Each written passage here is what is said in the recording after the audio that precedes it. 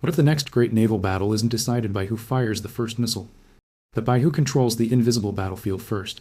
For more than a century, naval power has been measured in familiar ways. The biggest battleship, the fastest destroyer, the longest Midas-range missile, the strongest fleet. But what if those ideas no longer define victory? What if tomorrow's most powerful navy wins without firing the majority of its weapons? Because modern naval warfare is changing in ways that are almost impossible to see. And nowhere illustrates that transformation better than one narrow stretch of water. The Strait of Hormuz. At first glance, it doesn't look particularly remarkable. A narrow passage connecting the Persian Gulf with the Gulf of Oman. Just a thin ribbon of water separating two coastlines. Yet every day, a significant share of the world's seaborne oil exports passes through this corridor. Energy markets, global shipping, regional security, all intersect here. That makes the strait far more than a geographic feature. It is one of the world's most strategically sensitive maritime choke points. And throughout modern history, military planners have understood one simple reality. If conflict ever erupted here, there would be very little room for error. Geography creates advantages, but it also creates constraints. Unlike the open Pacific, large naval formations operating inside a confined waterway have fewer options to maneuver. Commercial shipping, civilian traffic, coastal terrain, all compress military decision-making. The environment naturally favors systems capable of creating uncertainty, rather than matching a larger navy ship for ship. Some military strategists have long explored a different approach. Increase the number of threats, reduce their individual cost, attack simultaneously from multiple directions, not because each platform is individually superior, but because together they complicate the defender's decisions. This philosophy is commonly described as saturation, or swarm warfare. The concept itself is surprisingly straightforward. Imagine trying to stop one incoming object. Now imagine stopping 50, each approaching at different speeds, different altitudes, different directions. Some may be reconnaissance drones, others electronic decoys. Some may carry weapons. Others exist only to force defensive systems to react. The objective is rarely overwhelming through raw firepower alone. It is overwhelming through decision-making. Every additional target consumes attention, consumes time, consumes defensive resources. The challenge becomes less about destroying threats, and more about identifying which threats actually matter. For years, many analysts believed inexpensive autonomous systems would dramatically shift the balance of naval warfare. A sophisticated missile interceptor may cost hundreds of thousands or even millions of dollars. A small unmanned aircraft can cost only a tiny fraction of that. If enough low-cost systems arrive simultaneously, even advanced defenses may face difficult economic and operational choices. This has become one of the defining questions of modern military planning. Can quantity eventually overcome quality? Or will new defensive technologies restore the balance? The answer increasingly depends on something far less visible than missiles. Information. Because before any weapon is launched, someone must first understand what is happening. Where are the targets? Which contacts are real? Which are decoys? Which radar tracks belong to civilian traffic? Which belong to hostile systems? Modern warships process extraordinary amounts of information every second. Radar, infrared sensors, electronic emissions, satellite data, communications, navigation systems. None of these operate independently anymore. They are fused into a single operational picture. The commander no longer looks at separate screens. He looks at one continuously updated battlefield. This represents one of the biggest revolutions in naval warfare. Ships are no longer isolated platforms. They are nodes inside a much larger combat network. One aircraft detects a target. Another platform confirms it. A satellite updates its location. A destroyer launches an interceptor. An electronic warfare aircraft disrupts enemy communications. Every participant contributes information. Every participant strengthens the network.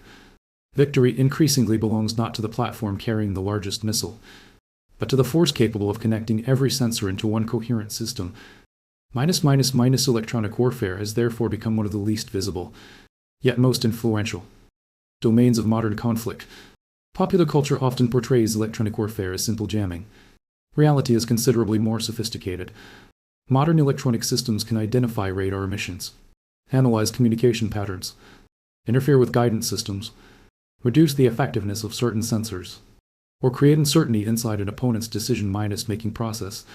Sometimes disrupting information proves more valuable than destroying equipment, because an enemy who cannot trust what they see may hesitate, and hesitation creates opportunity.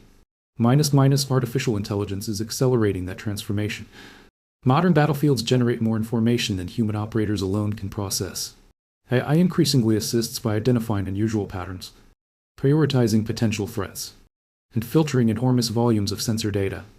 Importantly, human commanders remain responsible for critical decisions, but they are increasingly supported by systems capable of analyzing information at extraordinary speed. The competition is therefore no longer simply missile versus missile. It is algorithm versus algorithm. Decision speed versus decision speed. Information versus information. That may ultimately explain why future naval conflicts could look very different from those of the past. Large fleets may still matter. Powerful destroyers will still matter. Aircraft carriers will still matter. But increasingly, their effectiveness will depend on something invisible, the resilience of the network connecting them. Because a ship isolated from information is far less capable than a ship connected to an entire force. And if that is true, then perhaps the most important battle in tomorrow's naval war won't begin with an explosion. It will begin with a signal. We're the loss of one. But if information has become the Navy's most valuable weapon, what happens when both sides begin attacking each other's networks instead of their ships? That's where modern naval warfare enters an entirely new era. If the first revolution in naval warfare was armor, and the second was guided missiles, then the third may already be underway. And this time, the decisive weapon may be invisible. Because before any missile is launched, before any aircraft takes off, before any commander gives an order, there is another battle taking place. A battle for information. For generations, naval commanders fought to control the sea. Today, they must first control the data flowing across it. Every radar scan, every satellite image, every communication signal, every electronic emission. Each one contributes to a constantly changing picture of the battlefield. Lose that picture, and even the most advanced warship becomes far less effective. Modern fleets don't simply depend on weapons. They depend on awareness. That is why electronic warfare has become one of the fastest growing areas of military investment. Contrary to popular belief, electronic warfare isn't just about blocking communications. It is about shaping what the enemy believes to be true. A commander who receives incomplete information makes slower decisions. A commander who receives misleading information may make the wrong decision entirely. And in modern combat, seconds matter. Imagine a destroyer tracking dozens of objects simultaneously. Some are commercial ships. Others are civilian aircraft. Some are unmanned systems. Some may simply be environmental interference. The command team has only moments to determine which contacts represent genuine danger. Now imagine additional electronic signals appearing unexpectedly. Some authentic, some deceptive. The complexity increases immediately. The challenge is no longer simply detecting threats. It is understanding them before time runs out. Artificial intelligence is beginning to reshape that process. Modern combat systems can evaluate thousands of sensor inputs almost instantly. They compare radar returns, infrared signatures, electronic emissions, satellite observations, historical movement patterns. The goal isn't replacing human judgment. It is giving commanders clear information before critical decisions must be made. The faster a force understands the battlefield, the faster it can respond. This also explains where today's warships rarely fight alone. Destroyers, carrier aircraft, early warning platforms, submarines, reconnaissance satellites, space-based communications, unmanned systems. Each contributes information to the same operational network, rather than functioning as independent units. They operate as parts of one integrated system. One platform may detect a target. Another confirms it. A third tracks it continuously. A fourth, if necessary, engages it. No single platform possesses every capability. The strength comes from the network itself. Military planners increasingly describe this as multi-domain operations. Sea, air, space, the electromagnetic spectrum. These are no longer separate battlefields. They overlap continuously. An electronic attack may influence an air mission. A satellite may improve a naval interception. Cyber operations may affect logistics hundreds of kilometers away. Victory depends not only on superior equipment, but on how effectively every domain works together. That integration also changes how smaller militaries approach maritime security. Historically, competing against a larger navy required matching its fleet. Today, technology offers additional options. Long-range surveillance, autonomous maritime systems, coastal missile batteries, cyber capabilities, electronic warfare. Each can complicate military planning for a stronger opponent.